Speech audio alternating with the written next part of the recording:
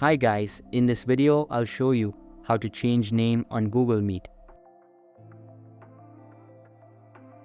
Before starting, you must know that it is not possible for you to change your name directly. So, for changing your name on Google Meet, you have to change your Google account's name.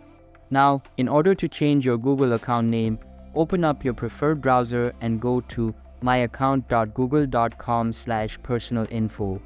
Then, you will be redirected to this page. Here, you will see the personal info of your Google account. Now, access your name tab and then click on this pencil icon right beside your name. Here, you can change your name.